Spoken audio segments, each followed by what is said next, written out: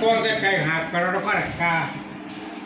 โอ้ยผู้ข่ามาในเมืองมันทำพวกคนแล้วเมืองอึดโกอยากเมืองนะนักปราชญ์คนดีคนแล้วขน้อยมา3 มื้อ 3 คืนเอ้ยจะมองบอกมาหอดมาถึงว่าบ่เงินมีบ่แพ้คือบ่ไปเป็นจะมาบ่เนี้ย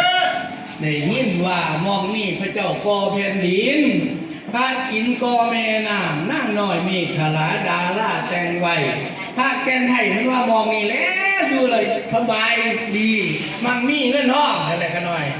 ขัดมาเห็นแล้ว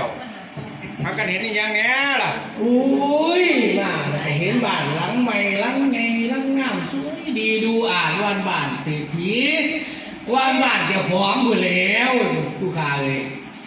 ว่าคิดจะได้ล่ะเพราะว่าตะพวงไก่บ่ฮอดกันว้ายมาหอดว่าถึงคิดว่าของบดีกันให้จะคับออกให้เบิดเอาแต่ของดีๆของมาเงินทองกองข้าวบ่อยากบ่ขาดเงินอุ้ยสมบูรณ์บุญให้ลูกให้หลานเขาเป็นเศรษฐีมหาเศรษฐีอยู่แล้วขน่อยเลยว่าแค่รอยเพื่อนพวกเจ้าเพื่อนนี่ซื้อว่าจังไรบอกผมดูยันยงสิริว้ายเพื่อนแล้วนี่ไปยันยงสิริว้ายนี่ว่าล่ะเสาชื่อว่าเจ้าตั้งดั่งชื่อว่าเจ้าโตโป่งโลชื่อว่านั่งคำใต้ข้าชื่อว่าเจ้าตาจามตามชื่อว่าต้นล่มประตูไม่นั่งคำเปิดขี้ไฟคือทงทอก่อนเสาคำสู้มอเขาคือว่าแม่นั่งคำเลิกแล้วหลักฐานกระไดเขาชื่อยังบอกว่าหันว่าเนี่ย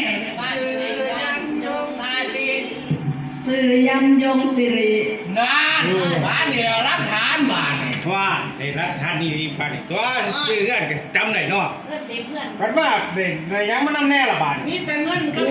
อ้ยได้มาเบิร์ดชุดนี้ได้ผู้ขาได้คุณพระพุทธเจ้าจอมโลกลือซ่า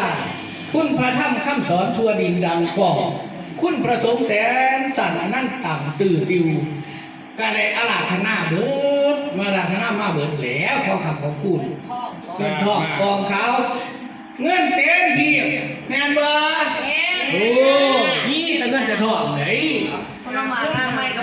ว่าเซิร์ฟไล่ข้างมากงอกล้วยเอามานำดูเอามาแนวกินแนวอยากมีคมเบิดซีนถึงใกล้เป็นยังไงได้มาเป็นหาดามแพ้มีคมเบิดพญาโลกข้าพ่อบุรีมานำอยู่ว่าล่ะว้ายว้าวเอาผิดไก่แม่บวชทิมเบิ้ลแล้วบวชทิมกลางทางแล้วขันมาบาทนี่สิบกันนี่จังแน่ล่ะมาอยู่แล้วป่ะของโบดีทั้งหลายสิครับไล่ออกไปเบิดแล้วเอาแต่สิ่งดีๆไว้นั่งเอาเงินเอาทองสมบัติพัฒนาสิ่งที่คนมนุษย์มาหน้าปรารถนาเนี่ยให้มีพวกอุดมสมบูรณ์ให้ลูกให้หลานก็เป็นเศรษฐีมหาเศรษฐีอยู่แล้วผู้ขาเลยว่ากันเลยบ้าปานนี่ที่ปานนี่ก็เซิ้นบ่พามเด้อกับบริวารขึ้นมาอยู่ตั้งแต่ทั้งชาติมาคำบ่พูดให้ผู้ขาเนี่ยเถิดเซิ้น